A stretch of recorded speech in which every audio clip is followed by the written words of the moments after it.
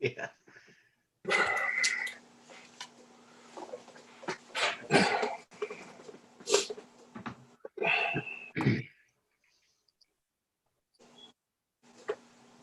Okay, we're on. Okay.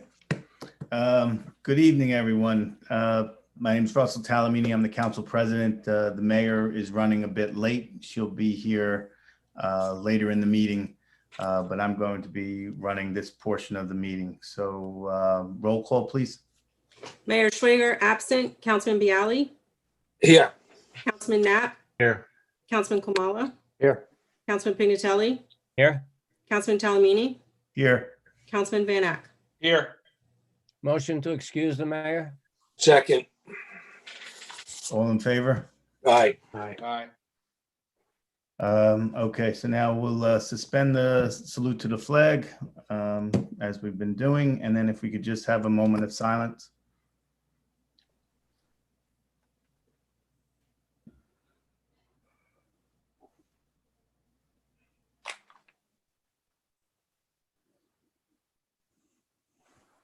Okay.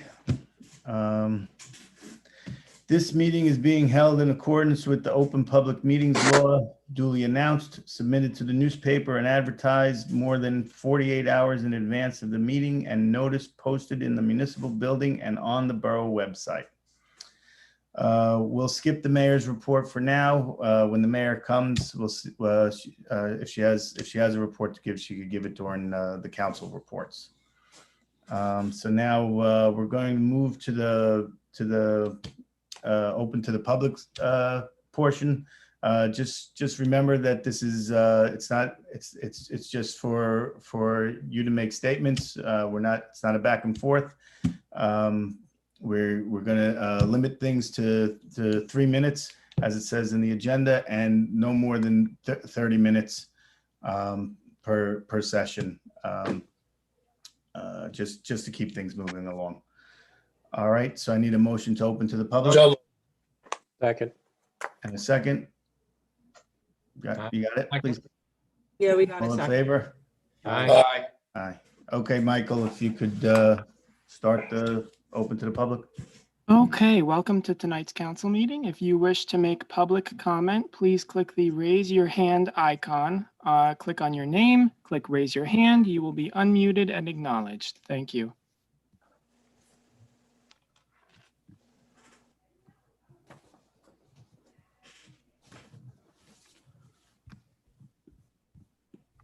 I don't see any, so I'll motion to close. So moved. All in Second. favor? Aye. Aye. Okay. So now we need approval of the minutes of October 14th. So moved. Second. All in favor? Aye. Aye. And then we need an approval of the executive sessions for October 14th. And if there's any comments on this, we have to do it in executive. So moved. Second. Any discussion? All in favor? Aye. Aye. All right, so now we're going to move on to resolutions. We'll do a consent agenda. If anyone wants to have something pulled, just let me know, and then we'll discuss it at the end. All right, so resolution 20-256, award bids surplus property auction. Resolution 20-257, amend LoSAP criteria for 2020. 20-258, adopt guidelines for remote meetings. 20-259, authorize grant application, Chilton Medical Center Mayor's Wellness Campaign 2021. 2260, authorize grant applications, State Farm Foundation grant, fire prevention outreach. 2261, authorize recreation refunds. 2262, authorize renewal Bergen Municipal Employee Benefits Fund.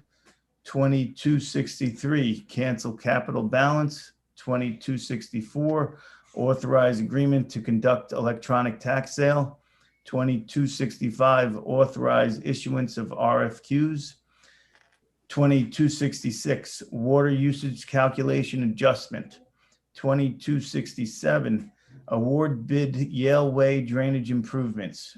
2268, award contracts replacement pickup trucks.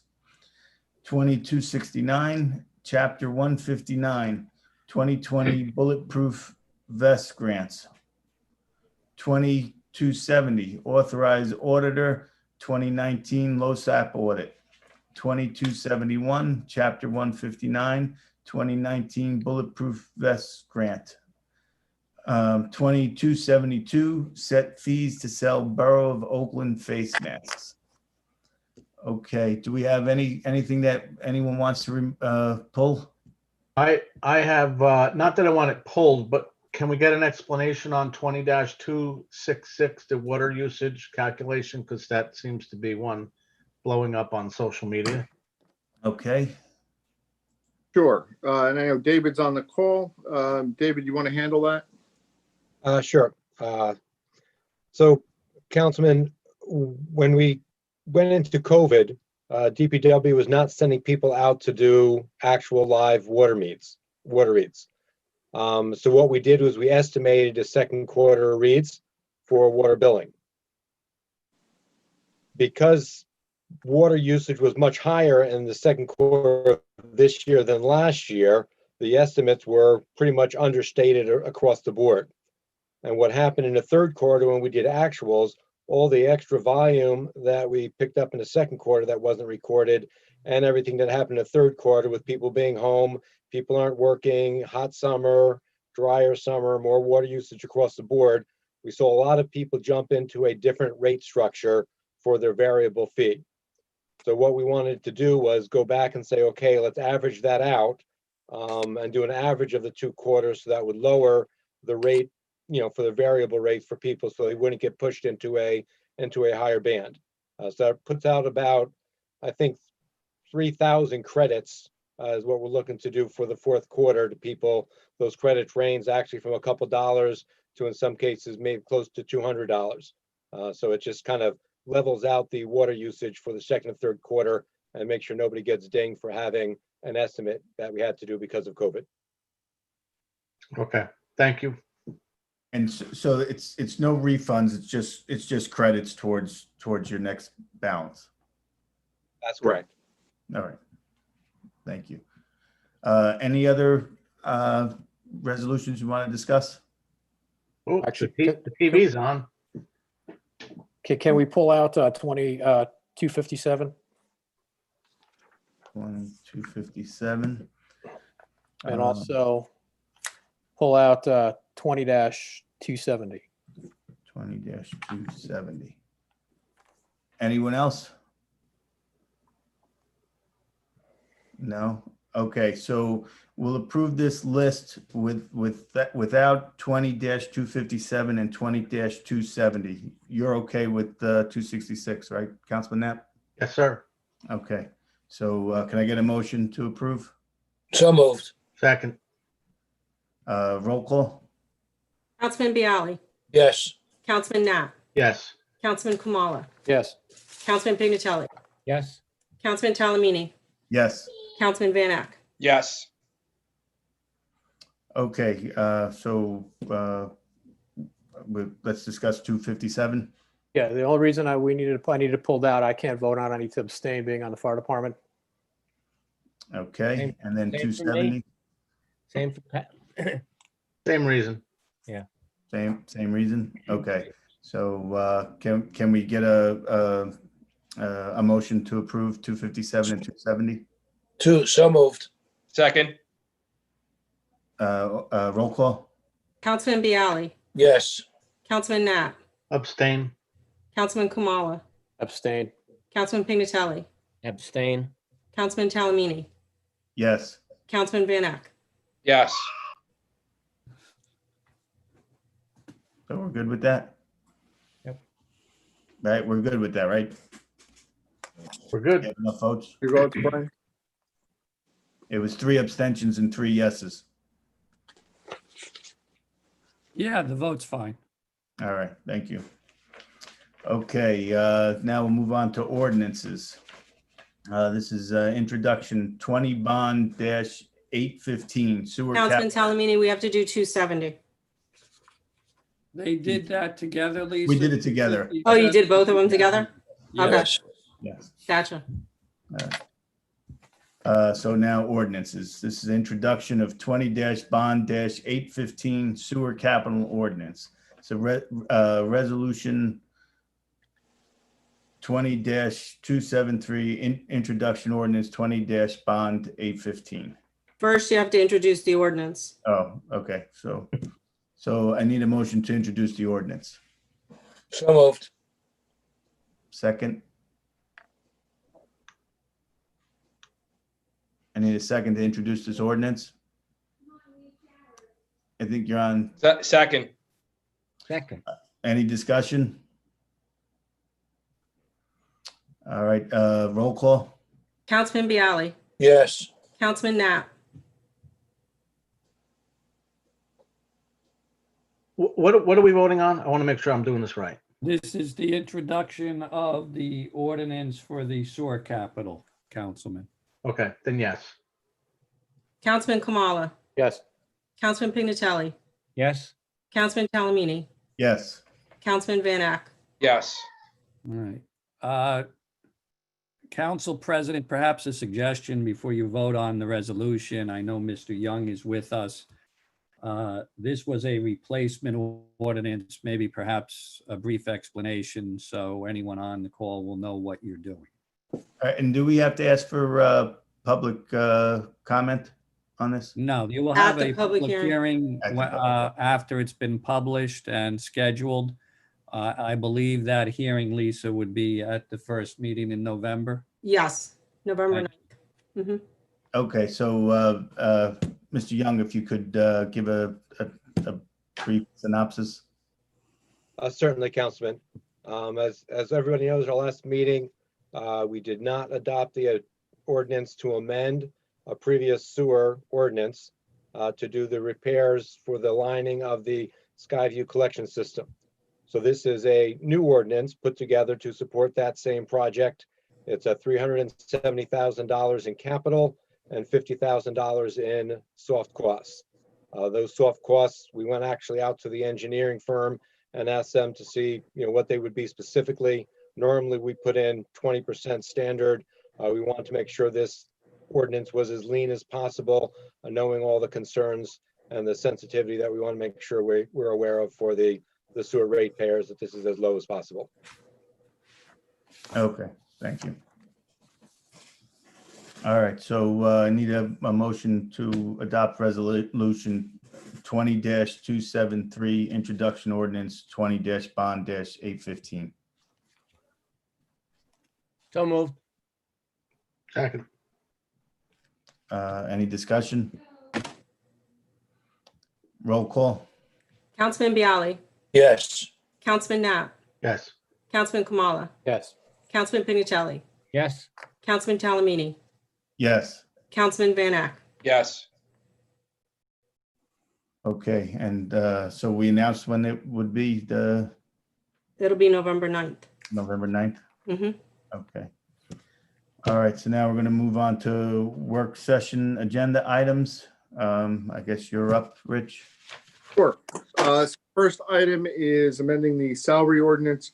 We relisted this for discussion based on some previous comments about whether or not we need to have minimums and what those minimums should be. So just by way of background a little bit, there is a statute on point that says that you have a responsibility to, fix it. I think the language in the statute is fix and determine salaries and compensation.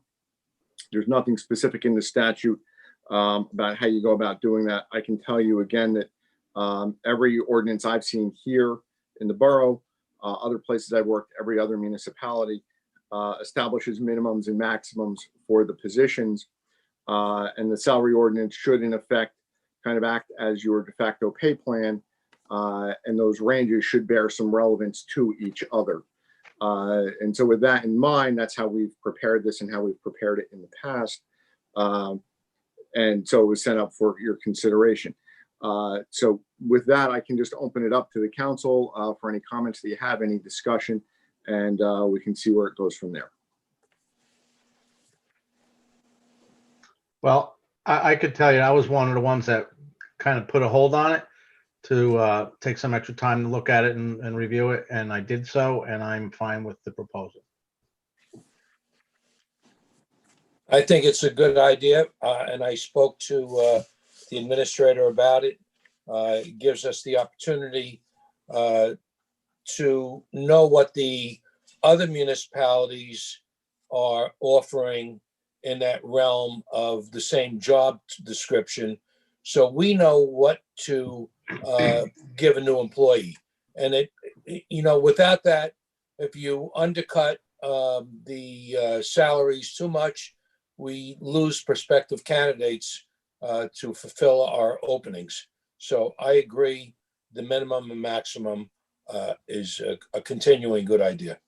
I thought the question last week was that we shouldn't have minimums. Yeah, That's what the mayor suggested. However, I looked at where I currently work, and Rich talked to other borough. Everybody basically has minimums, so I don't see it being an issue. Would we typically hire the person at the minimum? If they didn't have more qualifications, Yeah, so it really depends on the position and on the candidate for the position. For example, the DPW positions and the police positions, or at least for uniformed officers, are essentially lifted right from their labor contracts, right? There are minimums and maximums specified in there. They're reflected here now, where the minimum is the minimum of the range for the first year of the contract. The maximum is the maximum of the range for the last year of the contract. And let's say with the PBA, you're hired according to the grade guide in the contract. For the other positions, it depends. If it's somebody that's coming in and it is an entry-level position and it is truly entry-level, they're not bringing a lot of experience or knowledge to it, yeah, they're going to start at the bottom. There are other employees that if they come in with knowledge, with the certification, with prior experience in that position in another municipality, we'll fit them in where we think they deserve to be, based on that experience and qualifications. Okay. I mean, it's similar. When I was on the school board, they had there was I think it was, by the time I was there, it was a 14-step guide. And, if a teacher that was teaching 10 years in another district came over to Oakland, they wouldn't start at step one. They'd figure out, okay, let's put them somewhere on this guide and work. And they, it would be the person would come over wanting everything, and then Oakland would say, no, we're going to do this, and you meet somewhere in the middle, something like that. Right. Yep. I have no objection. It's a salary guide, and it has to be elastic enough if we do have outside employees coming in that we can slot them in the right slot in the middle, depending on their experience. I'm fine with it. Okay, so then I guess we'll move forward, and then you'll bring something in the next meeting. Council The President, ordinance should be listed for introduction the next meeting. but Council President, I believe this motion was tabled last meeting. So you need to remove it from the table first, don't you, Brian? Well, we never introduced it. It was a work session item where we needed more information, so there was no formal action to be tabled. Okay. Okay. Any other questions on that? Okay. And certainly, as you continue to look at it, if you have specific questions about what those minimums are, or why they are what they are, please come talk to me, give me a call. I'd be happy to discuss it and what the rationale is. And if there was a minimum that we thought was wrong, and we had passed this ordinance, could we just amend that portion of the ordinance, or would we have to reintroduce the whole thing? You would do an amending ordinance. You wouldn't. So basically, what we've been in the practice of doing when we do the union contracts, every contract round, right now they all sync up, so it makes sense to do it this way. We'll do a full revision to the entire ordinance. In the interim, and if you look back, there's a history of this. We'll add in this job title, or we'll change a range for that job title when we've needed to. Okay, I've structured this so that absent any of those sort of mitigating factors where we're going to add a new job title or something like that, where the amount of change required during the current contract term with the unions, which runs through 2020, 2024, you shouldn't really have a need to do that. But you can revisit this anytime you want, and you just amend it. Okay, thank you. So, any more discussion on this? No? All right, so the best practices thing, Rich? Sure.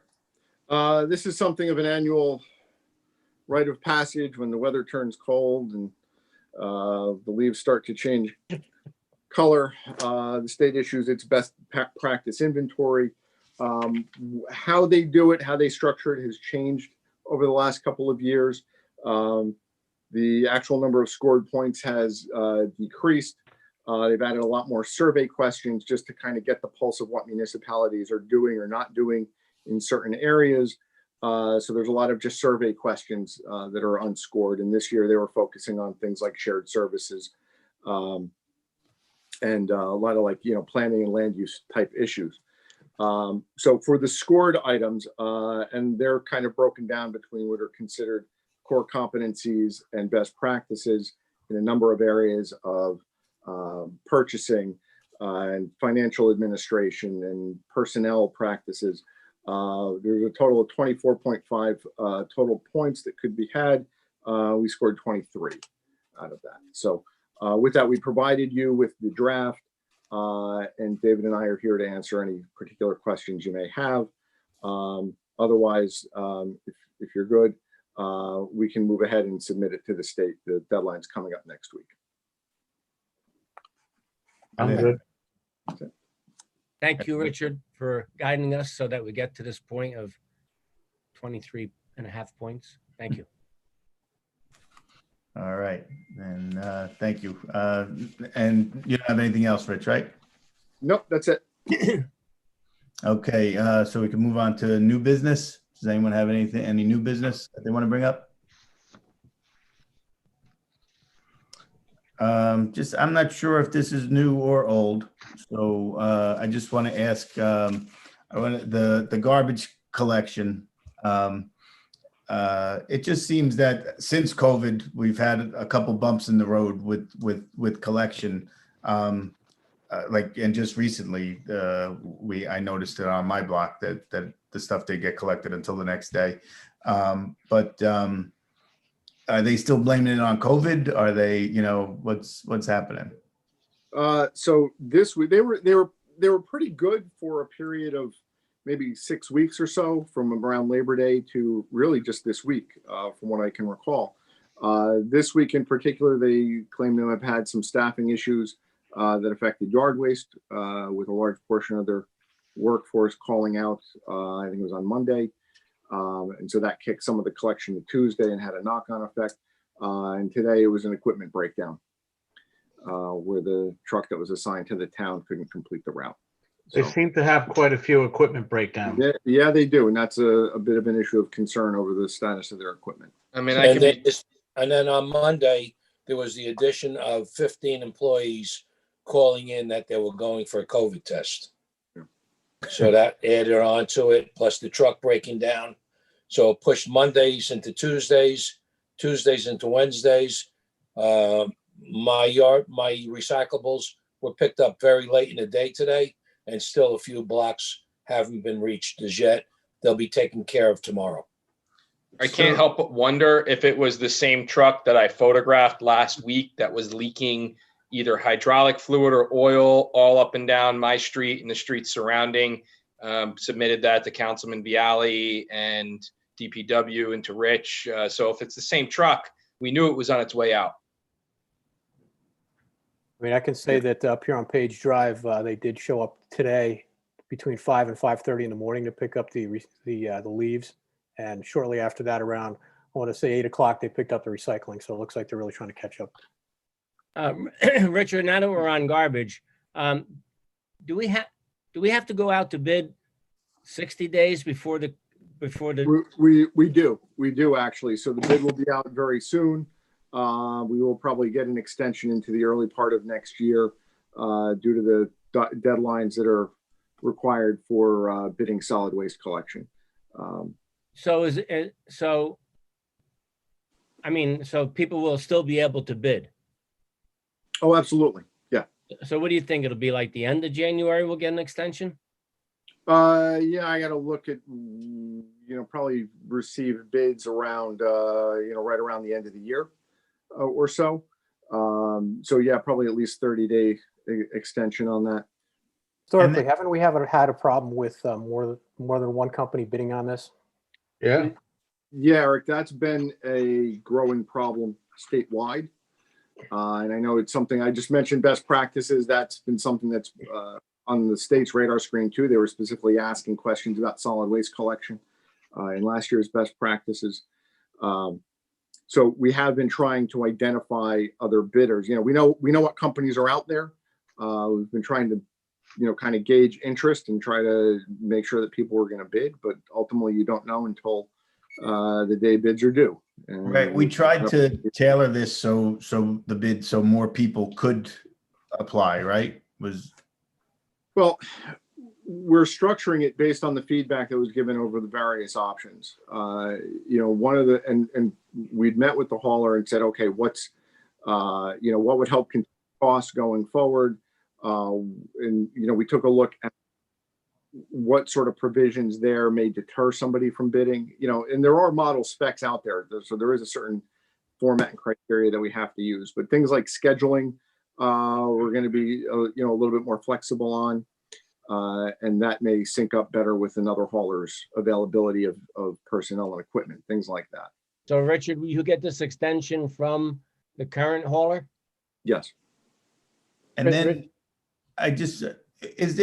would we be able to put some kind of penalties in the contract for continued missed pickups? There is. There are already in there. There are. And, we've been, especially during, the early part of this pandemic and into the summer, we've tried to be understanding as well about the struggles that we've all had with at times with personnel and providing those services and whatnot. And then we've had conversations where we said, okay, we need to get this resolved. And again, it was good for a while. If it is something that becomes endemic, we do have that recourse in the contract to issue fines against their bills. Rich, have we ever looked at a shared services agreement having a bid out between like Oakland and Franklin Lakes, and Wyckoff? Yeah, we had looked at, and just as a reminder, we do that for disposal. Okay, the disposal company is under a shared service contract with our 3 communities, with Wyckoff being the lead agency for that. Years ago, we had looked at the possibility of sharing collection, and there were some real operational impediments to doing that in terms of scheduling and how you fairly allocate tonnage, because the way that you really get efficiency there is to cross municipal boundaries. And then that coupled with trying to sync up the end terms of the contracts, it wasn't kind of a hurdle that we were able to get over. Okay. The real way that a municipality looks to save money is by the use of competitive bidding, except we don't have competitive bidding. We have one, and it's been like that for the past several years. Hey, this is Jersey. One of the problems was that everyone's contract expired at different years also. That's correct. And there has been a bit of a consolidation in the market. Some haulers, notably Waste Management, which used to be a big name. They used to have a lot of municipal contracts. They've basically pulled out of all of that. They focused their business elsewhere. John, do you want to go into business with me? We'll start a hauling company. Hello. Italian. Oh, the mayor's here, so I'd like to. I don't know where you are, but I came in while you were talking about haulers, and it's about 2 or 3 years ago we met with the 3 towns, the flow towns, about trying to do that. It didn't work. The Northwest Mayors Group has tried, and we've sent letters to the state. We have tried to figure out how we could do any kind of shared service, and we got nowhere. So, where are you? We're in new business, so next is old business. you want to? Oh, you could do it. You could All finish right, so, old business. Do we have any old business? What happened with work session? The work session, we discussed the ordinance, the salary ordinance, and we all came to the conclusion that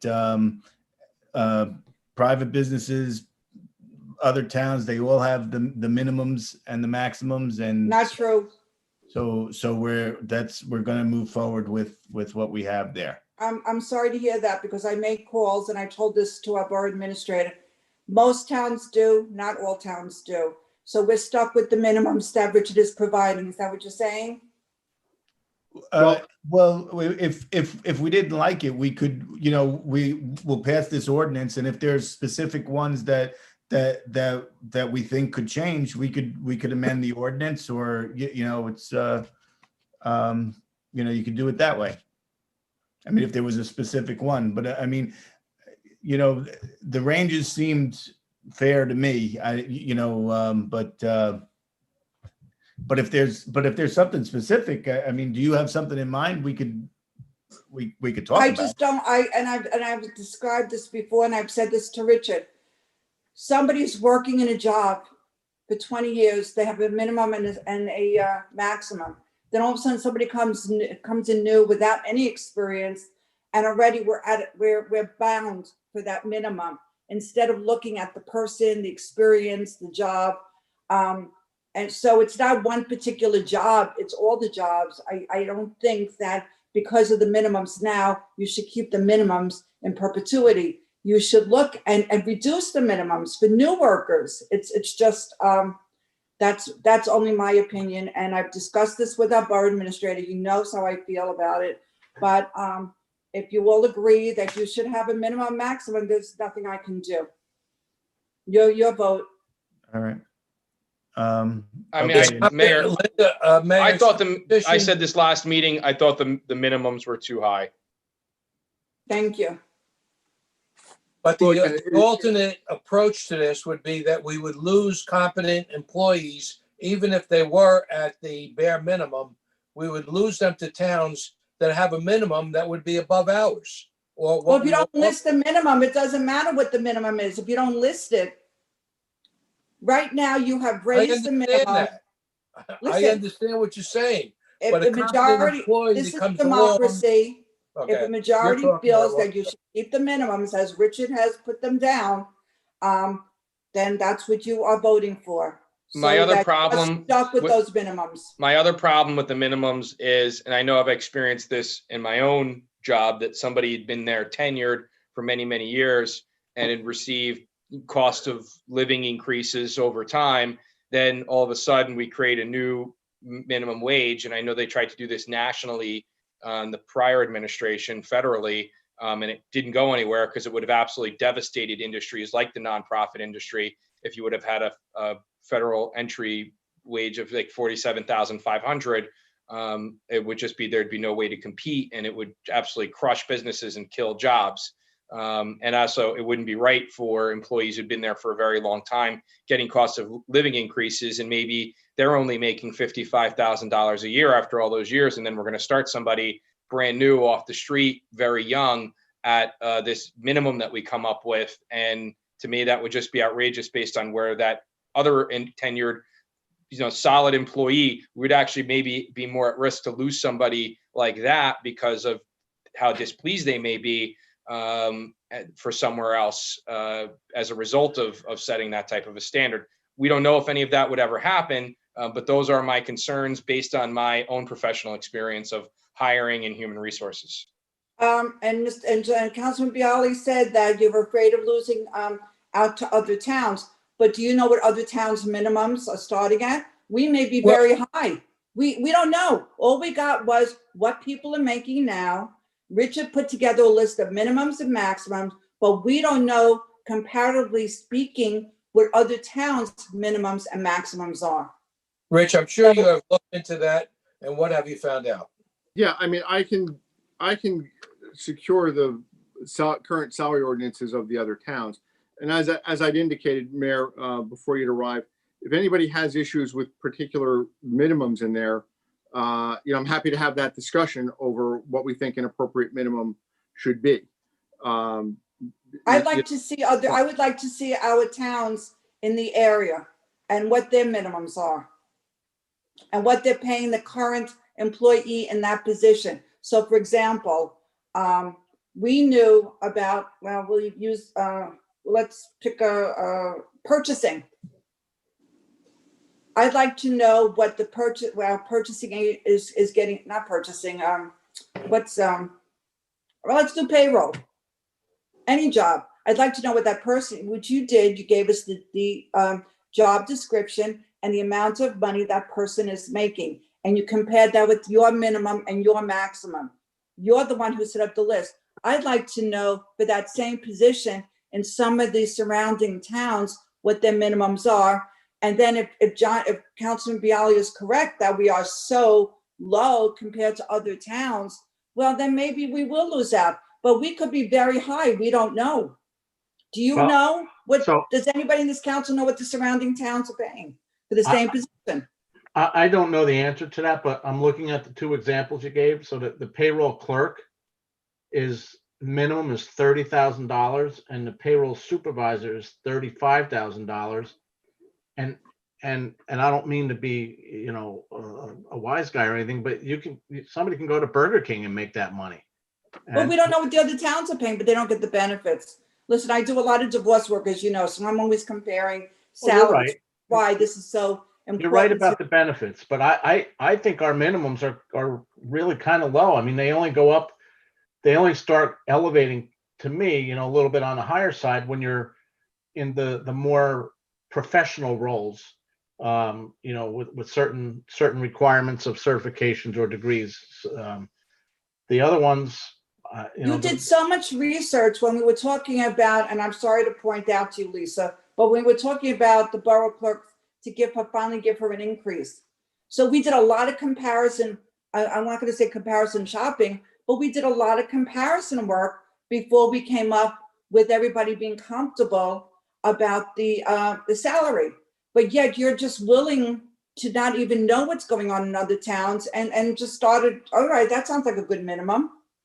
I guess I'm confused. We do this exercise every year. What's suddenly bringing the attention to it this year, Mayor? You weren't here last time we did it, were you? I was here 6 We've years been before talking that. about this. I'm sorry, Councilman. We've been talking about this for the past couple of meetings, and I called our auditor to double check. Not all towns do minimums and maximums. I just felt that it was very high. That's what's bothering me.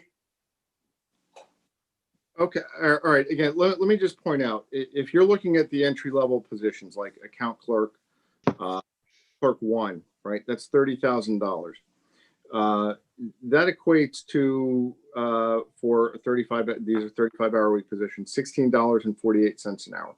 I just would like to see comparison, Richard. So, but let me finish. So, by the time that this ordinance is done in 2023 or the contract expired, that's $1.48 above what the minimum wage will essentially be. So I don't think that these are extraordinarily high minimums. And again, you kind of set the bottom and you work up from there, thinking that, a clerk 3, the minimum of that should be higher than a clerk 1. I can certainly get salary ordinances from surrounding towns and we can take another look. And again, if people have specific ideas about particular minimums, I'm fully happy to have that discussion. You need to adopt something that you're comfortable with, certainly. Rich, are these not included in the white collar contract? The white collar contract doesn't have the same, let's say, salary guide that the blue collar does, or the step guide that the PDA does, except for the dispatchers. Okay. Well, if everybody's happy and I'm the only one besides Councilman Van Eck, then now you're going to vote for the minimums anyway. It doesn't matter. I'm just expressing my opinion that it is not true that all towns show a minimum. Most do. But don't you think it would be fiscally responsible to check to see surrounding towns and what their salaries are? Rich, why don't you Start take allowing for a a little bit- minimum? Rich, why don't you take the Little opportunity to reach out to Franklin Lakes, Mawa, and Wyckoff and just get a comparative look at what their minimum and maximums are? Sure. Well, right. also, when we know we're gonna have an opening, before we advertise, we could take a look at the minimums. And if you think the minimum is too high, Mayor, we can discuss that. You can't do that. How could you change midstream once you pass the ordinance? We can amend it. We can amend it. We already talked about that. Do what you want. You're right. You have the majority. You vote the way you feel the minimums are fine, then that's the way it is. I just feel it's fiscally irresponsible. But we'll move on after that, since I'm the only one with one person who thinks the way I think. So, where are you now? Old Old business. business. Old business. No, old business then, committee I reports. just have a question about the stream house. Yes, I see they're doing the asbestos removal, and now it's sort of looking like a skeleton stick, correct. stick frame. How long is it going to be like that? Because it just seems like an attractive nuisance to me. Like I'm worried that somebody's gonna, go in there. I believe You're they. worried about it now after all these years that it's been a disaster. We were told that they have to do, it goes step by step. The first step is the asbestos removal. The second step is they have to, if I'm correct, Richard, is the protecting of the stream. Well, yeah, that's already in there in part anyway because of the asbestos removal. So once the asbestos removal is completed, and that's been certified that it's been done correctly, the contractor will secure the demo permit and then start demolition. And they expect to have the building down and capped with the new little roof structure over the foundation by Christmas. So it will That's kind of like that and be in that state for a while. I will make sure that there are protective measures around the building as needed to be, to keep the public away so that they can't gain access to the structure. This is government. Every step of the way, we need permission to move to the next step. Yes. Yeah, because I drive past it every day, and it just, I love it. You can't. I'm dying. I would love to just go in there and look around, just because that's what I do. But it looks a lot more unsafe now with just the 2x4 showing. You're right. It looks unsafe, but the residents are so excited. I'm getting emails and calls how happy they are to see that. Yeah. They know it's coming down. But everybody, please talk to your children about staying away. Councilman Van Eck had his hand up. It was the same thing. I was going to bring up the stream house. Oh, yes. I love it. I love seeing through it. I love that it's coming down. And then just Mayor, so you know, I tabled your comments until now. So if you have any mayor's report, we're up to that. I didn't know what time I was going to be back. I was over with the prosecutor and the county prosecutor and county sheriff. But just the Halloween, did you talk about how, well, you'll do it during your, Council Pignatelli, you're going to talk about, who's talking about Halloween? I have a report from the police chief on it. That's all. Oh, okay. Basically, we're asking every parent to keep your children in your own neighborhoods and don't encourage them to go into any other neighborhoods. Or you could do it. We're having trunk or treat. Who's going to talk about trunk or treat? Is that Councilman Pignatelli? Are you going to speak about that? Yeah, well, we did speak about it last meeting. I could just say it over again if you want me to. And just be careful, because I was listening on the way back from the other end of the county where I was. They're talking about heavy rains. Tomorrow, I know there's the conference call with Rockland Electric. And thank you, Mr. Kunz, for going on the conference call. I'll be in virtual court. But I didn't realize that these are the remnants of the possible hurricane. And then they're talking about if the weather starts dropping, we'll see snow flurries to top it off. So that's the weekend forecast. And with that, so we'll do the council reports. And thank you, Councilman Talamini, for taking over. I appreciate it. So sorry that it happened. And you might as well start with your committee report. Okay, so finance will be having a meeting shortly to discuss a little bit of the old budget, a little bit of the new budget. So we'll be meeting for that. The library is up and running. You could do it virtually. You could go there. I actually picked up a book for my daughter today. It was really simple, same process basically. You walk in, just make sure you have your mask on. Library is a wonderful asset that we have in town. The schools are adapting as best they can, doing shifting on the fly when they have to. The high school, both high schools are totally virtual right now. They'll go back to hybrid as soon as they can, and the local schools are working towards going to all every day in person, and then but as hybrid as needed. Then just a quick note. I just want to say thank you to Mr. Kunz. I was talking to him and just mentioned to him in passing that I was walking with my wife under 287, and what a mess it was with the pigeons droppings. And then the next thing I know, the pigeon droppings were cleaned up. I'm sure Richard cleaned them up out there with his broom. I was out there with the broom myself. No, you need to thank DPW for that. Okay, I figured I'd give you the credit and see what happened. but thank you. I just mentioned it in passing, and then all of a sudden it was cleaned up. Thank you very much for that. Excuse me, on that topic, Councilman Talamini, Yes.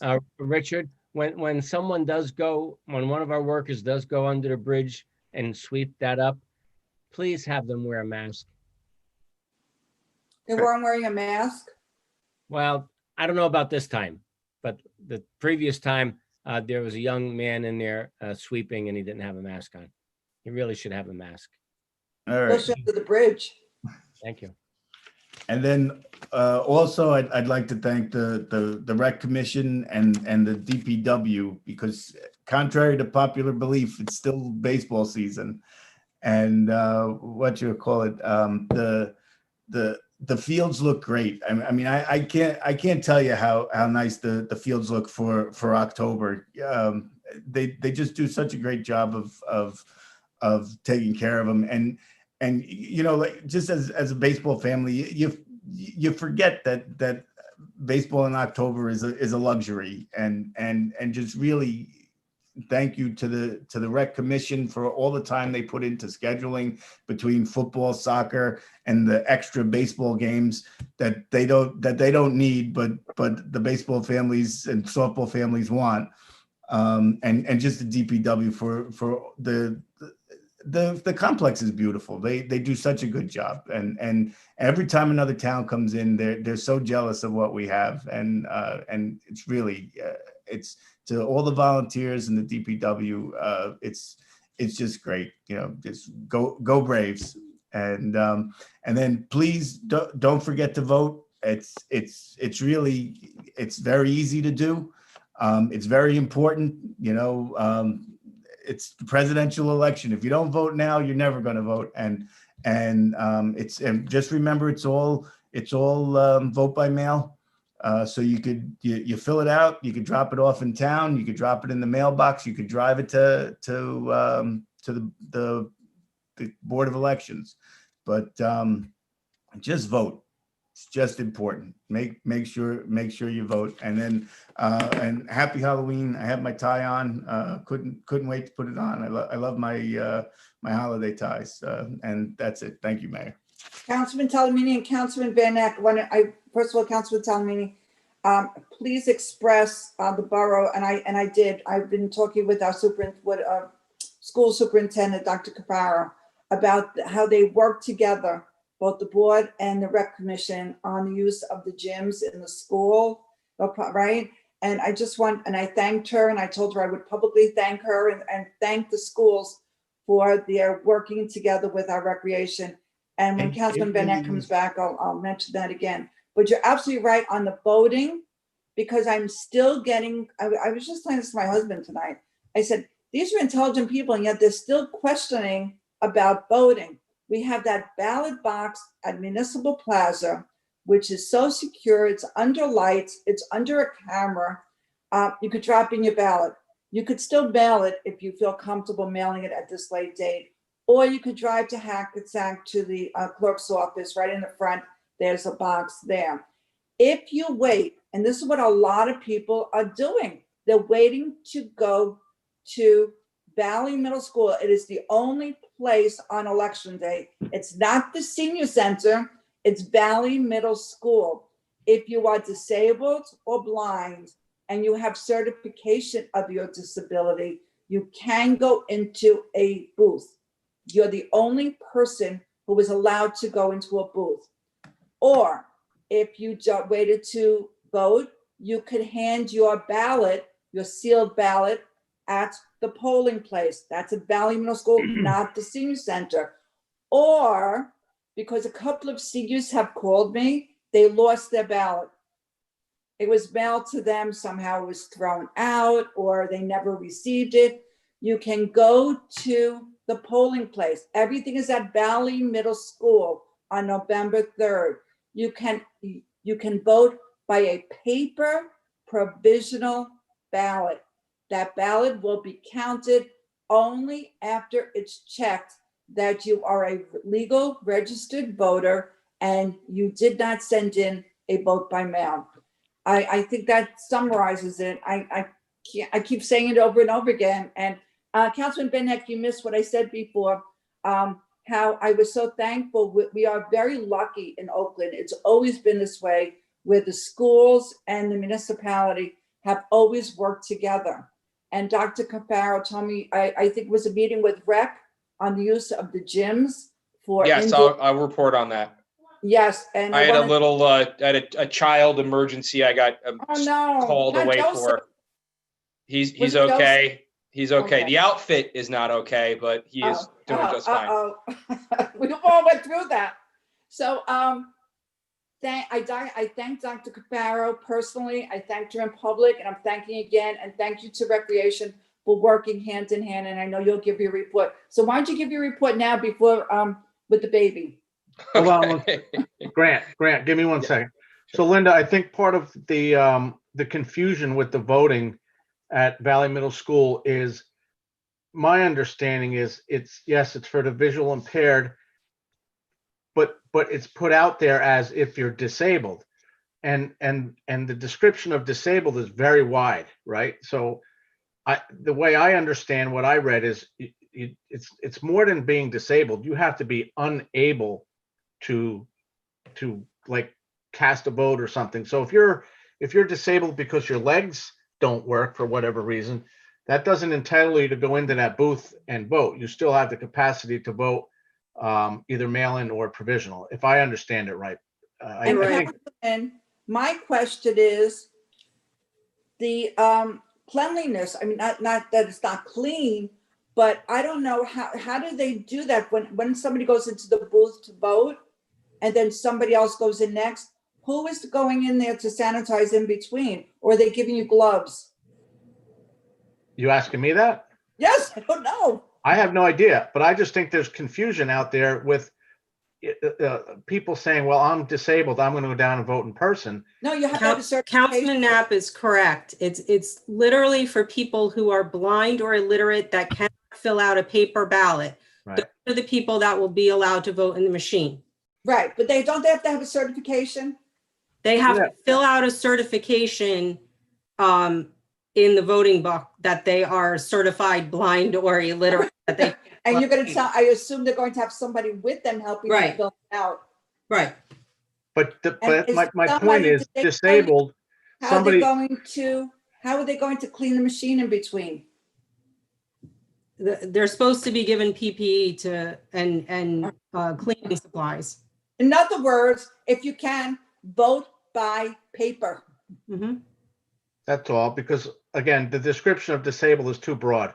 I'm in a wheelchair, I'm disabled. That does not entitle me to go into that machine the way the rule is written. But if you're blind, you can. If you're blind, you can.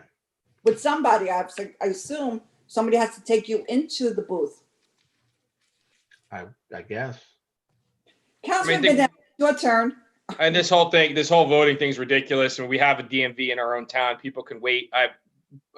relative of mine waited from 3 o'clock in the morning. They left the house to get to the DMV and waited for hours and hours online, but we can't vote. You can make these rules and go to bars and hang out and be exposed to people with COVID, but you can't vote. So I could go on and on and on with the many examples of how ridiculous not being able to vote in person on November 2nd is.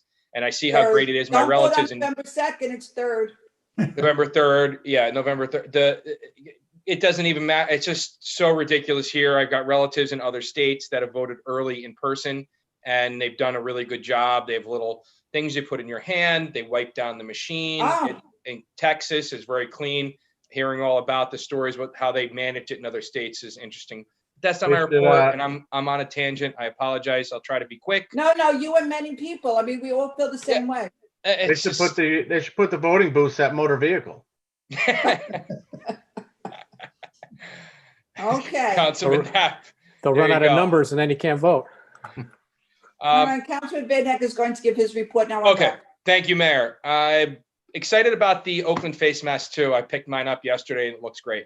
Okay, we had a great meeting for recreation on Monday. We have roller hockey signups ongoing. People can register on the recreation website. Wrestling information will be released very shortly, and we're working with the league to see what type of season is going to be run this year. There will be a basketball season. We already heard a lot of it about that. Very great. Everybody working together, very positive. It's wonderful. The town, our parks, our fields, the gym. So at the middle school is what we're going to be doing. And the specifics are going to be released in the next few days. I don't want to go out about anything. So everyone will see the specifics in the next few days. The next commission meeting is on November 23rd. The Oakland Communications Commission will be having a meeting on November 2nd. We will be doing Zoom again, and we're always looking for volunteers for television, bulletin board, newsletter, website, social media. All these great committees are great volunteers here in town. You're going to have a lot of fun and make friends. So if you're interested in taking part in helping our community communicate, occ@oakland-nj.org or vanek@oakland-nj.org. The planning board is meeting on November 12th. We are also going to be doing Zoom again, although there was some serious discussion about trying to get back in person. This next one, talking about Oakland Diner, about seeing about the outdoor dining portion becoming more permanent, and a second story for office space. So that will be discussed at the November 12th meeting on Zoom. And the Shade Tree Commission is also meeting on Monday, November 2nd. So I'll be double duty that night, and I'll be working on juggling 2 meetings and 2 kids at the same time. So wish me luck. Back to you, Mayor. As long as there are no emergencies. Who's next? Who wants to speak next? Well, Councilman Pignatelli, you're muted. Thank you, Mayor. Thank you twice.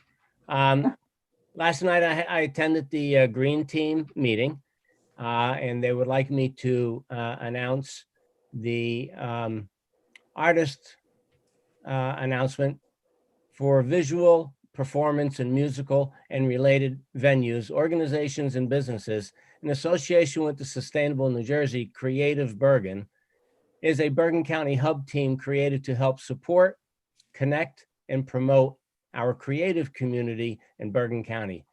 Be one of our creative assets. So please take the survey at tinyurl.com/creative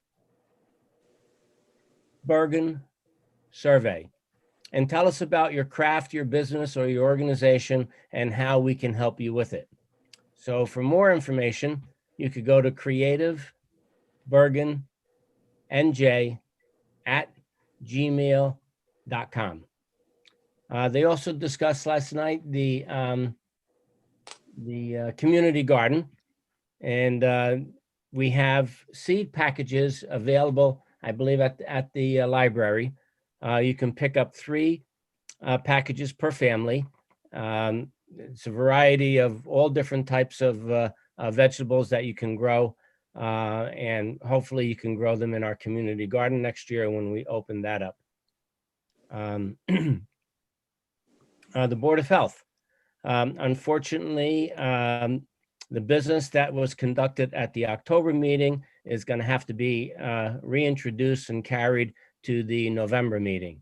So November 17th is the next Board of Health meeting, and the board will be going over the chicken ordinance. And then at the end, they will give their recommendations to the council. They will also open it up to the public so that the public could have input at the ordinance that they're reviewing. Public events. As the mayor mentioned, trunk or treat, Saturday. No rain date. Masks must be worn by everyone. Candy is going to be handed out. No one will, children will not be putting their hand into a bowl or whatever and taking out a treat. The people with the cars or the trucks, they will be handing out the candy. So make sure everyone wears a mask, and keep an eye on the weather for the day because there is no rain date. I'm going to ask everyone's indulgence for a little bit. The Oakland American Legion Post 369 asked me to read something concerning Veterans Day. I think we owe our veterans the courtesy of listening to their announcement. The annual Veterans Day ceremony hosted by the Oakland American Legion will be Wednesday, November 11th at 10:45 a.m. in Oakland's Veterans Park on Ramapo Valley Road. Everyone is welcome to attend this worthy ceremony. Bring a lawn chair and a handheld U.S. flag. Local churches will ring their bells at 11 a.m. Inclement weather will move the ceremony to the Legion's post at 65 Oak Street. Professional music theater vocalist Cynthia Van Wert is our guest soloist. Ponds Church Reverend Nathan Busker will present the invocation and benediction. Prominent guest speakers will include a Marine Corps League representative and Mayor Linda Schwager. Currently, Veterans Day honors American veterans of all wars and peacetime service for their patriotism, love of country, and willingness to serve and sacrifice for the common good. However, Veterans Day, originally called Armistice Day, originated in World War I when fighting ceased, called an armistice, or temporary cessation of hostilities, on the 11th hour of the 11th day at the 11th month. For that reason, November 11th, 1918 is regarded as the end to end all wars, in November 1919. President Wilson proclaimed November 11th as the first commemoration of Armistice Day, observed with a 2-minute suspension of business at 11 a.m. and a day marked by parades and appropriate ceremonies in schools, churches, and public places. In 1921, Congress approved the establishment of a tomb of the unknown soldier in Arlington National Cemetery. This is the scene for the annual observance of Veterans Day, and the U.S. Armistice Day became a federal holiday in 1926. The day was renamed Veterans Day by Congress in 1954 and proclaimed it a day henceforth to honor all veterans. Veterans Day, known as Remembrance Day in other countries, is also observed on November 11th in Great Britain, Canada, France, and the British Empire. And we hope to have a photographer there for the event. And I believe that's it, Mayor. Thank you. Councilman telling me, are schools open on Veterans Day?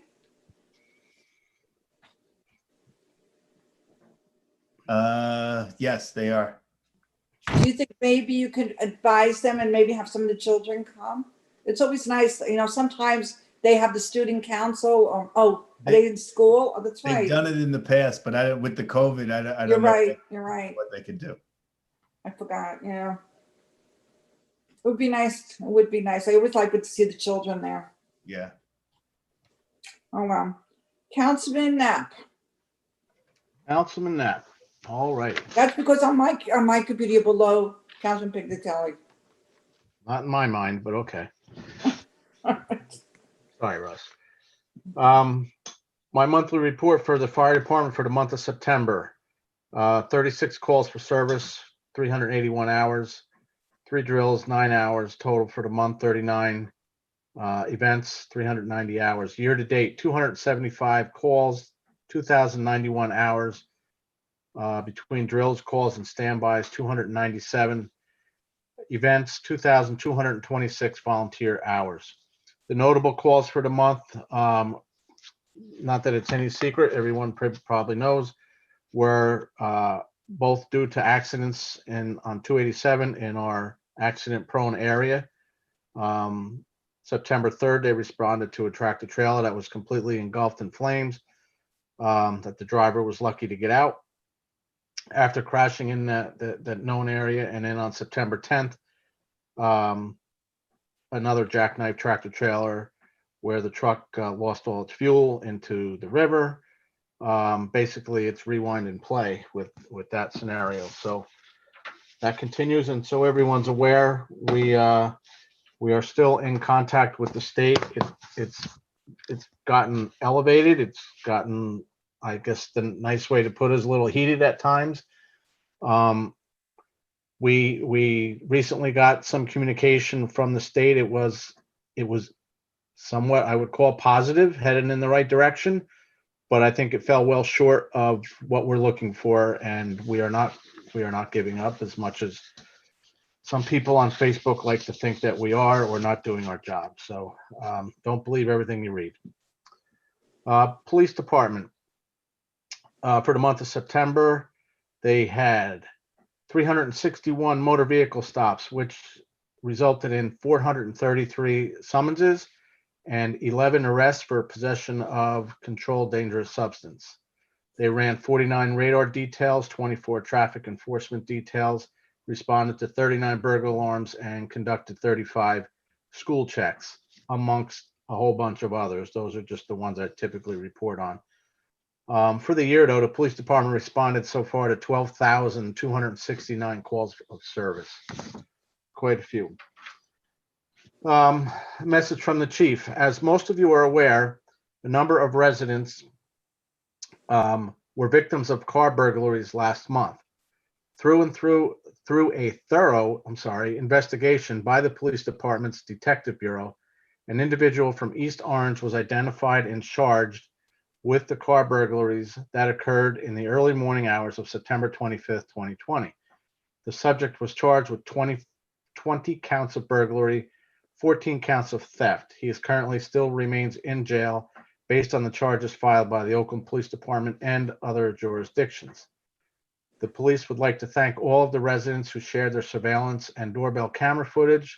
This evidence was an important factor in locating and identifying the suspect. Remember, lock your car doors. Bring your key fobs into your house and hide your valuables.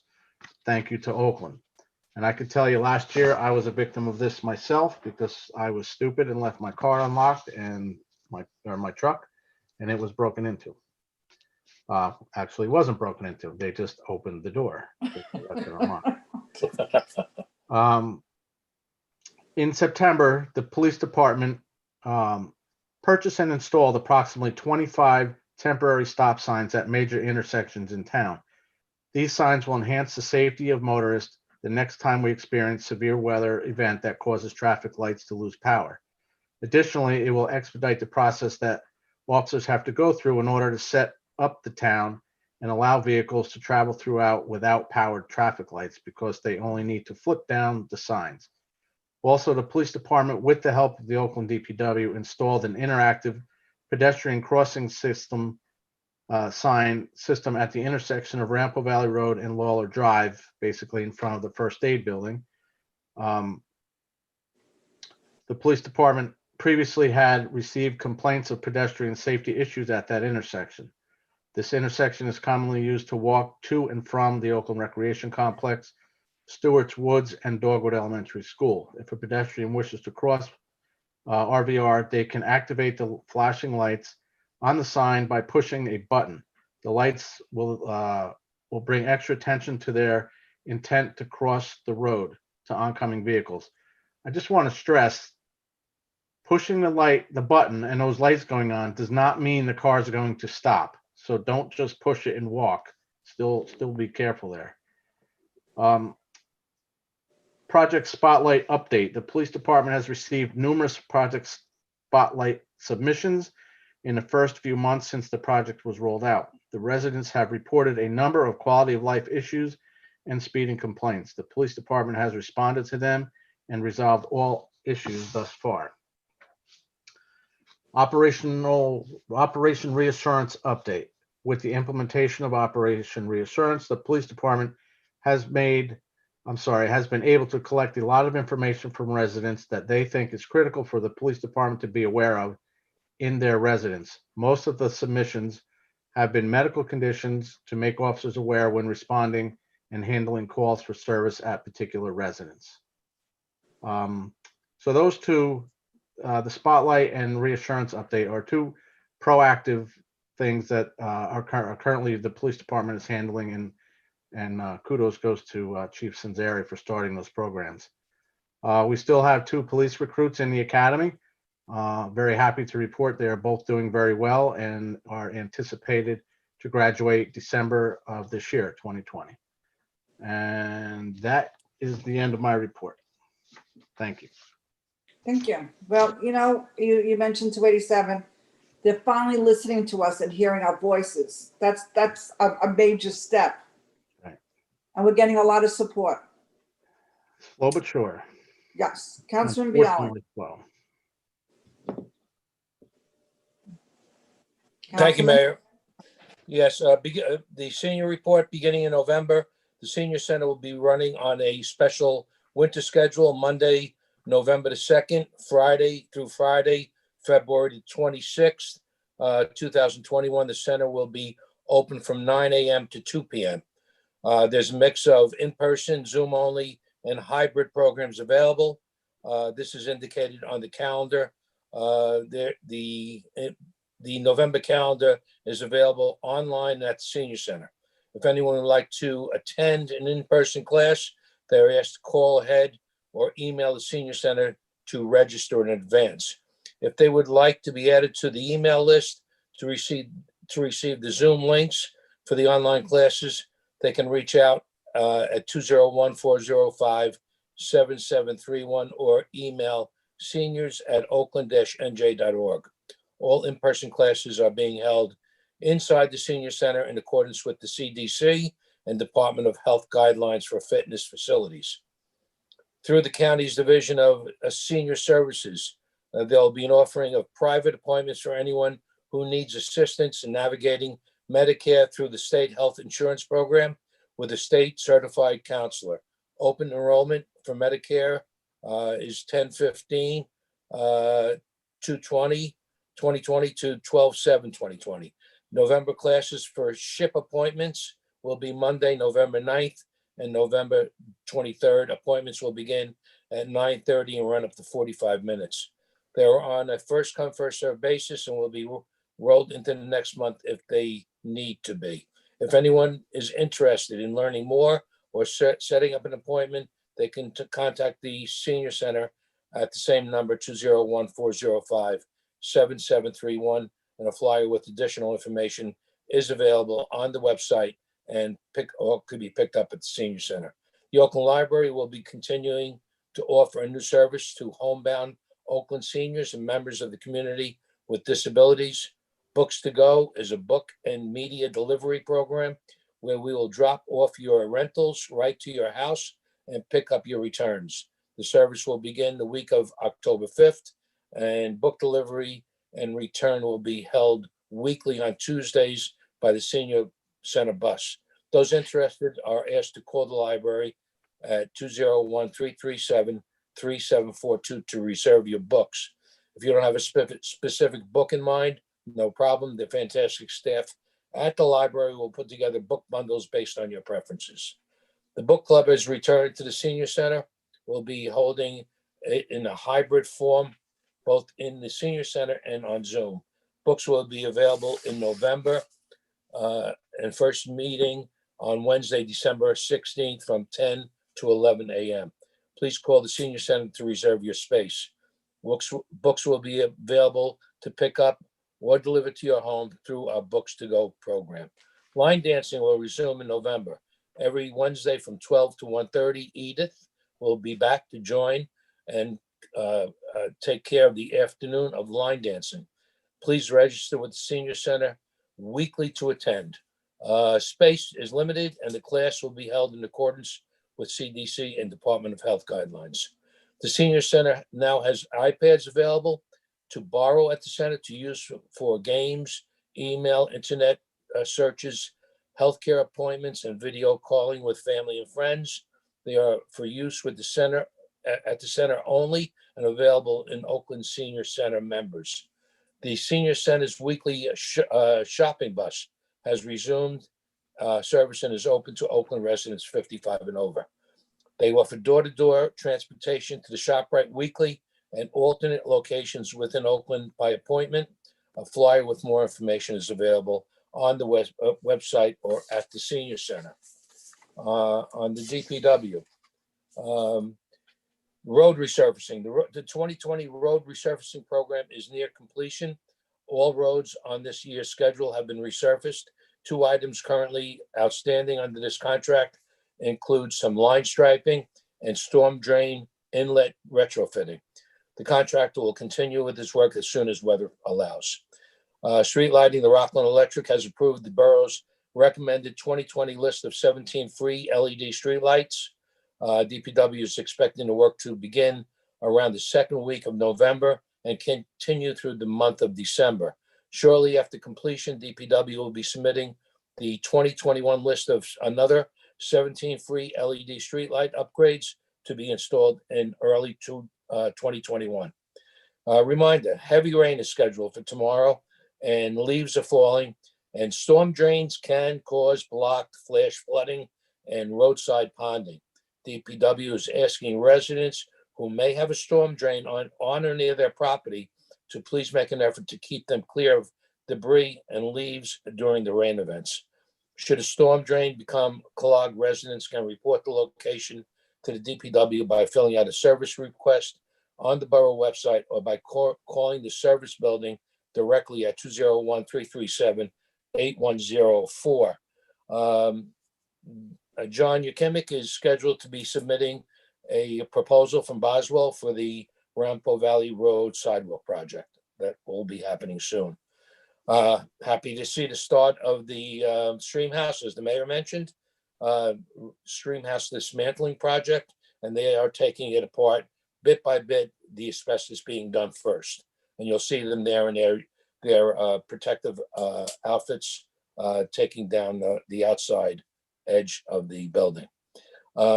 Happy also to see the introduction of the bond ordinance for the relining of the pipeline project. We'll be meeting to discuss the borough digital sign purchase once again. The last bid was that was indicated that the price had a much higher number on it, and we're going to be re-looking at changing the spec on it to get it into a more a number that is affordable. I believe that's all on my report, Mayor. Thank you. Okay. Hi, John Yakimic. I didn't see you before. Good evening, Mayor Hi. and everybody. All right. Well, at this time, committee Mayor. report. Mayor, Yes. it's I got so caught up talking about not being able to vote on November 3rd. I forgot to mention something. Could I say something real quick, please? Sure. Okay, thank you. It's really important. The holiday food drive that's being hosted by the Knights of Columbus. I just like to mention Saturday, November 7th from 10 a.m. to 4 p.m. and Sunday, November 8th from 11 a.m. to 2 p.m. So that weekend, donations will be accepted at the Knights of Columbus Hall, 7 Courthouse Place here in Oakland. And it benefits the 2 food pantries in town, Bart's Pantry at OLPH Church and Pond's Food Pantry at Pond's Church. So there'll be tables set up in the parking lot. We'll accept turkeys, canned corn, stuffing, canned green beans, yams, gravy mix, beans, instant potatoes, rice, cranberry sauce, soup. You know the drill. This is really important to feed the needy in our community and restock our 2 food pantries here in town and help those who are in need. Thank you, Mayor. You work with Pond's Church? This will benefit both the OLPH Church and Pond's Church. Same thing with the food drive we did in August. Great. Thank you. That's excellent. Thank you, Mayor. All right. Anybody else forget to give a committee report? Mayor, that'd be me. Thank you for getting me You have a again. committee? I just have a couple things that I just want to talk about real quick. I just had to follow up with Mr. Bialy And Borough Administrator, in regards to the issue was brought up last week about Verizon with all the dead wire in Wooden Town.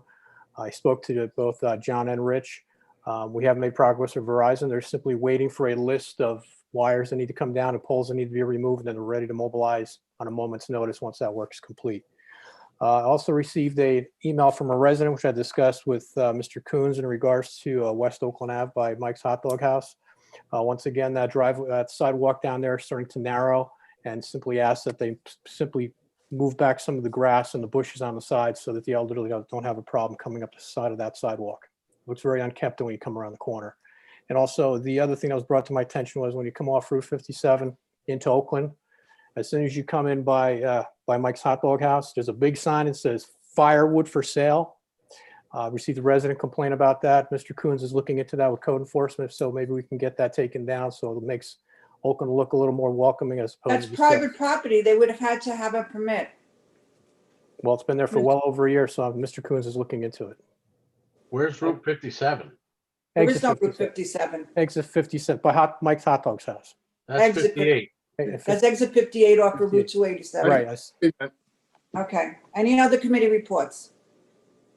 If not, did you open to the public earlier, Councilman? Yes, we did. Okay. So this is open for public comment. You're on, Michael. Good evening. If you have a public comment, please click the raise your hand icon. You will be unmuted and acknowledged. Mayor, first up, resident Rachel Gregory. Hello. You have to give your name and number. I'm sorry. Name and address.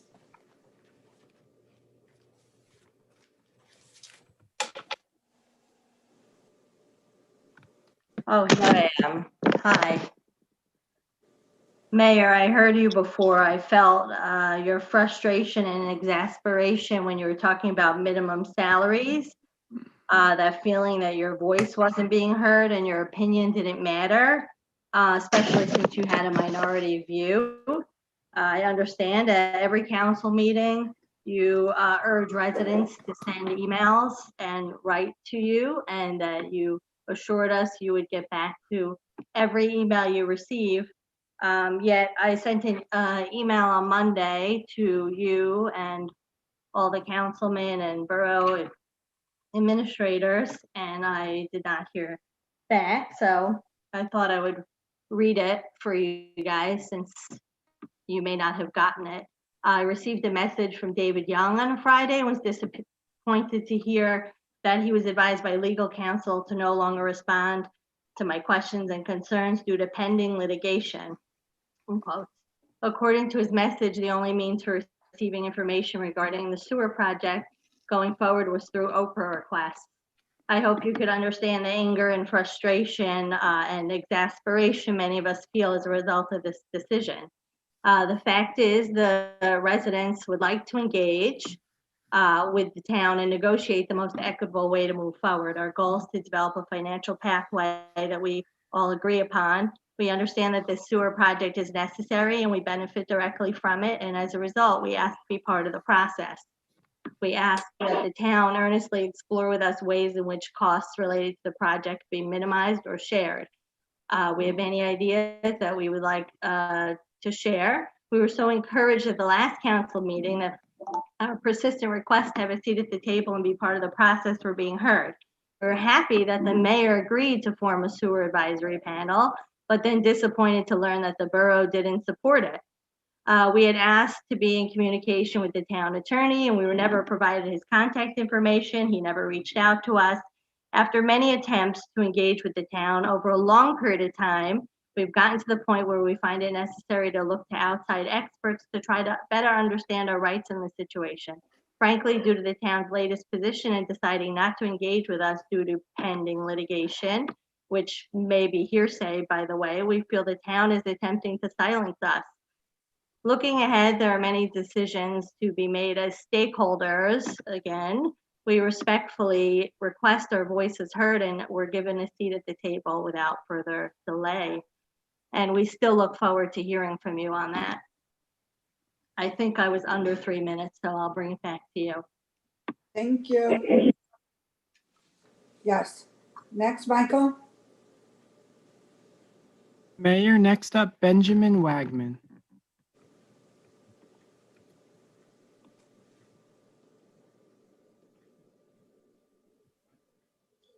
Aye. Your name and your Sorry, address. sorry for the little delay there. I hope that doesn't factor into No, my. no, you have to give your address. Yes, okay. 10 Mountain Lakes Road, Oakwood, New Jersey. Benjamin Wagman. Again, I'm sorry for the few seconds. Need to get to come in here. Okay, so first off, Mayor, I want to just say I definitely appreciate your offer about the Veterans Day for students to be part of that. As a school teacher, I think that's very important. And of course, you know, COVID obviously is a factor in that whole thing. But I do like the fact that you offered that up, and I hope that maybe next year students can be part of that recognition of our Oakland veterans. That to me is very important. I think to the township and to you as well, that is something that is important. So I wanted to say that first. Thank you very much. In terms of what I also want to say, echoing a lot of what Rachel had to say. I know she made some comments here, and I'm going to echo them, but at the same time, I want to emphasize something. A few weeks back, I spoke with Mr. Bialy on the phone, and I was very new to this whole situation that was involving the 235 homes regarding sewers. And I remember having a pleasant conversation with Mr. Bialy. And I remember him saying to me specifically, you know, don't get caught up in the rumors. Let the council handle this, let the mayor and the council handle this, and we'll come to terms with this, and we'll hear what you have to say. So I took that for what it was worth, and I gave the council and the mayor the benefit of the doubt. And then a couple of weeks ago, when you proposed, Mayor, about the advisory panel, I was like, all right, great. This is something that's working out. Obviously, not having proper representation at the table because none of you, that being the council or the mayor, is on sewers. You get it. You understand that we kind of need this representation. And then finding out shortly afterwards that that's not the case. That there are some council members that are not supporting having sewer members come to the table, and that was made clear to us. And the idea of litigation, the word litigation was kind of thrown around. And to me, I have no idea what litigation is going on right now. I don't know of any. And I would chalk that up to rumors. So I'm not buying into that. Just like Councilman Bialy told me not to buy into the rumors that were circulating around. So I find this whole situation to be very disheartening, Mayor. I really thought that you were on the right track with offering up the sewer advisory panel. And now it seems to be that was just simple lip service because there seems to be no sewer advisory panel in the near future. And it seems like the council is moving forward. They proposed something last week or 2 weeks ago, whenever we met. That didn't work out. And I think that's just going to be reproposed again at the next council meeting. And it just seems like, once again, the rumors that I initially heard are nothing but true. And I'd like you to maybe comment on that, bring some reassurance to the 235 sewer users that you have our backs, that you're willing to give us representation. I mean, is there anything that you can say regarding that? That's all. Thank you. I'll say something at the end with our attorney. Yes. Okay, well, Next that's part of the problem. That's part of the problem. Thank you. Mayor, next up, Katrine Beck.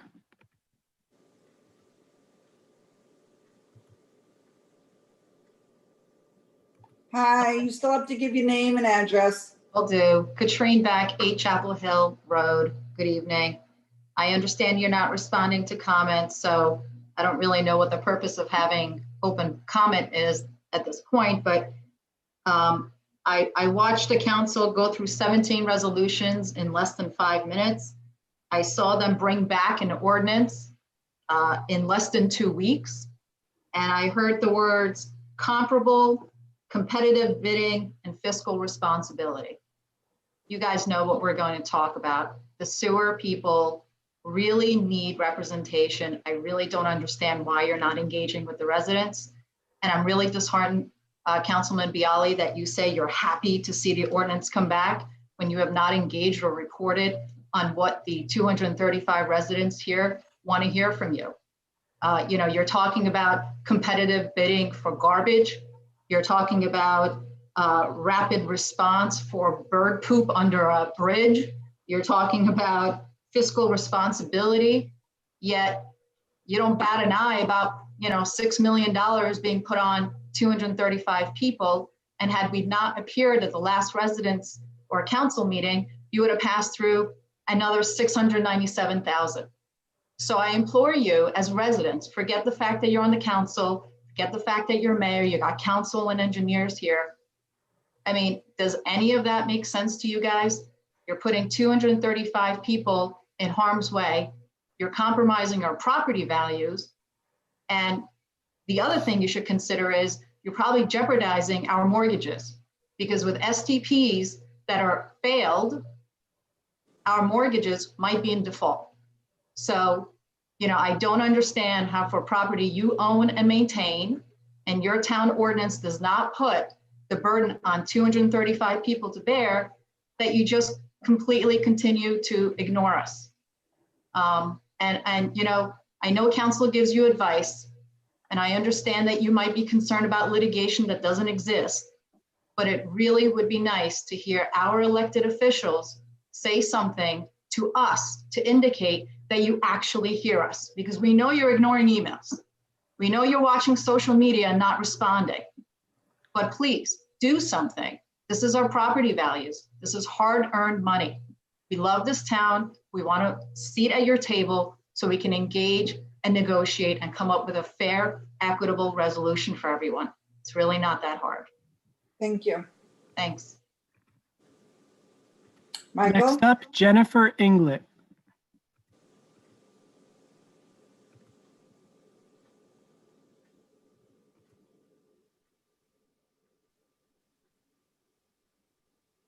Hi, Mayor and Council. You have to give your name and address. This is Jennifer England. I'm 1 Chapel Hill Road. I also wanted to I have two things to comment on. I just wanted to piggyback on what Katrine, Rachel, and Ben were talking about, but to also consider that this huge part of downtown revitalization has to do with Copper Tree, and Copper Tree is on that sewer line, and to also consider the burden that the residents have to bear. We are also, part of the cost is to help Copper Tree get onto this line, and I really feel that that's part of, the downtown revitalization. On another note, totally unrelated, I just had a public safety question. Maybe Councilman Knapp, you can help me on this one. There's a lot of buzz on Facebook about where bears are in this town. It's very concerning to me every time. What is? I'm sorry. Bears. There seems to be a lot of bears.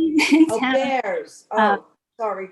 Every time I see that there's a bear warning, either comes from my Ring doorbell or on Facebook, I grab the kids and I run them in because I feel like a bear might charge through the woods, and maybe I'm overreacting. And it doesn't seem like the bears are bothering people or harming them. I was just wondering if you knew if these were bears that were tagged and being monitored, if you know if there's a plan to push them into another foresty region of the town, and maybe we could put together some type of public safety announcement about what to do in case you come across a bear. I don't know what to do other than run away. I know I see a lot of people saying like, oh, the bear's got into my garbage, or maybe, we can help alert the rest of the town on how not to invite a bear onto their property. So that's all. I don't know. I'd be glad to help out, but if you can help us look into that, that would be great. Jennifer, could you email me? Sure. Thank you. No problem. Thank you. Mayor, next up, Chris Giordano. Hi, everyone. Chris Giordano, 19 Academy Circle in Oakland. How's everyone doing tonight? Thank you for your time. So I do want to discuss the topic of sewers. I was very disappointed that since sewers monopolized the meeting 2 weeks ago, Councilman Bialy didn't even mention the word sewers in his report tonight. Oakland was fined $400,000 for neglecting sewers, and they want 235 homes to pay for their mistakes. Mayor, you just mentioned earlier a success in dealing with the state in regards to 287. And you said, quote, they're finally hearing us and we're getting their support. Just like Rachel asked, I asked that you draw a parallel to that situation and the situation that we're going through. You said you would set up an advisory panel of sewer users so we can have our voices heard. It's been noted that nobody on this call, no council members have sewers. Mayor Schwager, you mentioned that you envied people on sewers, so you really didn't fully understand what we were even talking about. All these were reasons that your idea 2 weeks ago was a good idea. You then, in private email, after the reporter left the meeting 2 weeks ago, the next day you said that that idea was off the table. And you said it was because of people on this call, councilmen, were giving you pushback. I would respectfully ask that after this public comment section, somebody on the council brings this topic back up and talks about their support for this idea that we've been lobbying for. Thank you. Next. Michael? Next up, Sarah Michelle.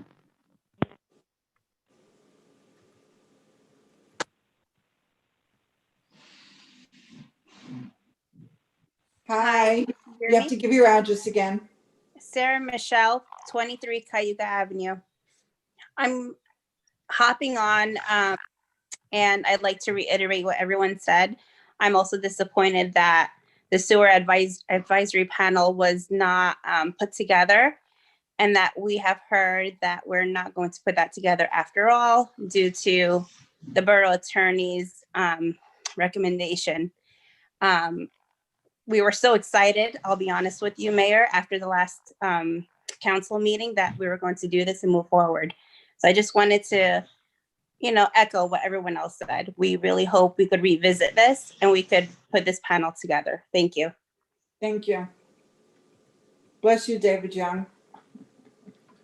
Next, Michael. Last call, raise your hand icon for public comment. Thank you. Hello. Mayor, I have one more individual who's calling from a phone. I do not have a name. Hello. Do you hear me? Hello. Yes. Martin Ruback, 45 Academy Circle. I'd like to hear a response whether you hear me. Yes. Okay. At the recent town sewer user Zoom meeting several weeks ago, it was stated at least 3 times that New Jersey law requires sewer users be entirely responsible for all costs and expenses. Now, let me say first of all that I'm not a lawyer, just a layman. I said, let me check this out. So this is what I found, and I sent this in an email to the mayor and council yesterday. And I just like to read from the email. The ability to impose charges derives from New Jersey law 40:14A-, establishing municipal sewer authorities. This law states that the entity be titled, in our case it would be Oakland Sewer Authority, not Oakland Utility Department as stated on our bills. The law states the sewer authority is to be created by ordinance. Was a sewer authority, and I'm specifically underlining the term authority, was a sewer authority ordinance ever passed? Other powers of the authority are to have their own seal. I don't think we have a seal. To be able to sue and be sued, to enter into contracts, etc. It's clear that there is no basis that a separate sewer authority exists in Oakland. The sewer operation is a town operation. Even if the sewer authority law were to apply here, perhaps the town legislatively adopted the rules and regulations of the municipal authority law for its own use. nowhere does it say that the cost be the sole responsibility of the sewer users. In fact, Section 40, 14A, 8, 2, and 40, 14A, 9A empowers municipalities specifically to donate or to subsidize the sewer entity. In light of the above, it appears the decision to impose all costs onto the sewer users is entirely arbitrary and especially troubling since neither the mayor or any council members are sewer users. This is a clear and obvious conflict of interest, and most egregious would be the attempt to make the penalties incurred by the town's incompetence and neglect our responsibility. And that's $421,724 or $1,795 per sewer users. So would appreciate any comments. Thank you. Thank you. Michael, anybody else? Mayor, next up, Benjamin Wagman. I thought he already spoke. Mr. Wagman, do you have anything new? You're muted. Yes, I just want to say thank you very much. 201-337-0478. That was absolutely very important information. Just wanted to follow up on that. I hope to hear back from you guys in terms of a lot of what we've been hearing at this meeting. I know you're not answering any comments, but that last person really did put forth quite a bit of very important information, and I hope that will be addressed shortly. Thank you. Thank you. Michael? Okay, Mayor, I see no one further. Okay, thank you. A motion to close? So moved. Second. All in favor? Aye. Aye.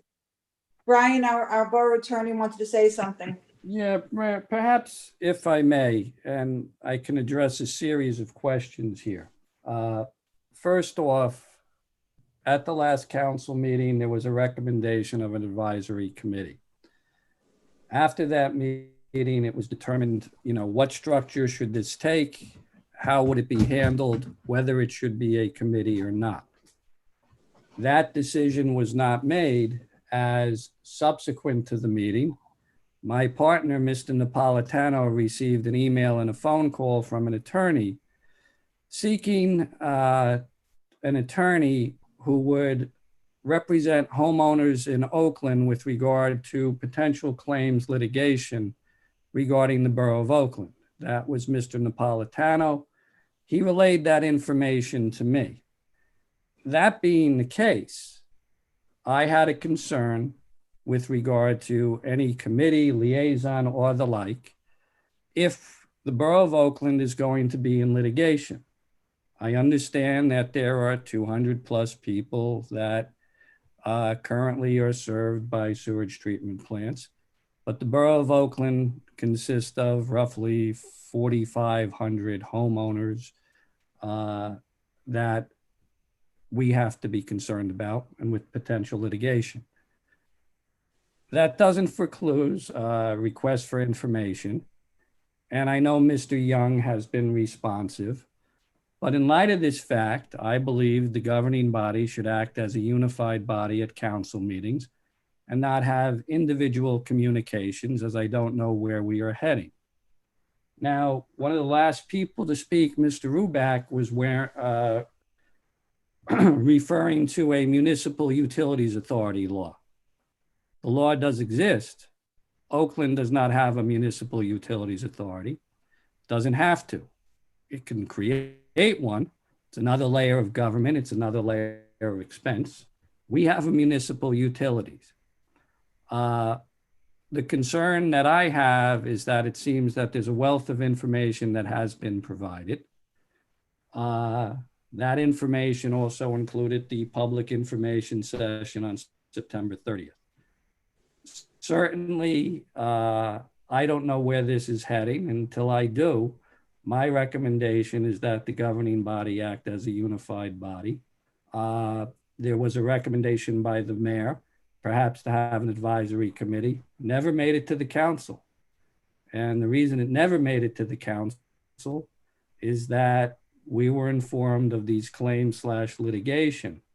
Also like to comment is that the attorney that represents the borough, John Napolitano, his reputation is unblemished when it comes with respect to these issues. Mr. Napolitano's background is an engineer. He is also an attorney, and other attorneys reach out to him with respect to any sewer issues. It was for that reason that I recommended that there be no further communication. There certainly can be Oprah requests. There certainly will be public hearings on any actions, and that was my recommendation. That's Thank all I you. have now. Thank you, Brian. And with that, I will ask Councilman Tomini bills to be paid. Wait a minute, Mayor. Excuse me, What? Mayor. Yes, Excuse me, Mayor. yes. At the beginning of the meeting, Councilman Knapp had a concern. I don't know, Councilman, do you want me to say it, or do you want to reiterate what you said in the beginning? You're gonna have to remind me because I'm not sure what you're talking about. About whether or not there were people on the council who voiced opposition to the formation of the advisory council. Oh, yeah, that I said, but I don't know that we're talking about it here. Well, I mean, from what I understood, and I agree, the comment was made that a statement was put out that the reason the advisory commission wasn't formed is because because there were council people against it.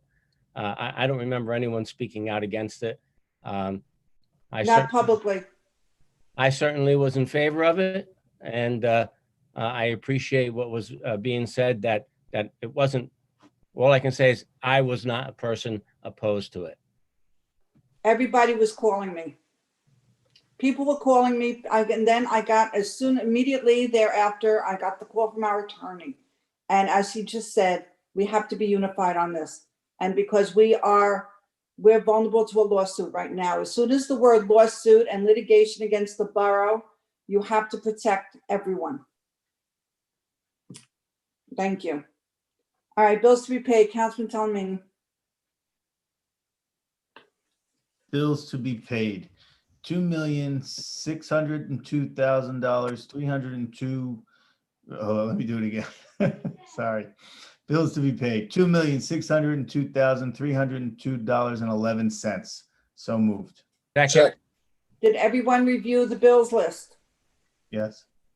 If Yes, you did, then we'll have a roll call.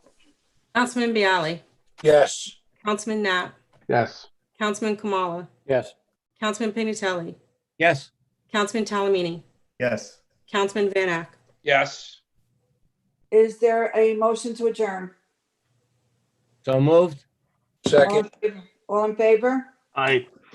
The Aye. next meeting will be held on Monday, November 9th. Remember, not Wednesday, because Wednesday is Veterans Day, a federal holiday, as you heard from Councilman Pignatelli. So remember, it's going to be Monday night, November 9th at 7:30. And with that, we'll say good night. Good night. Happy night. Halloween. Good night.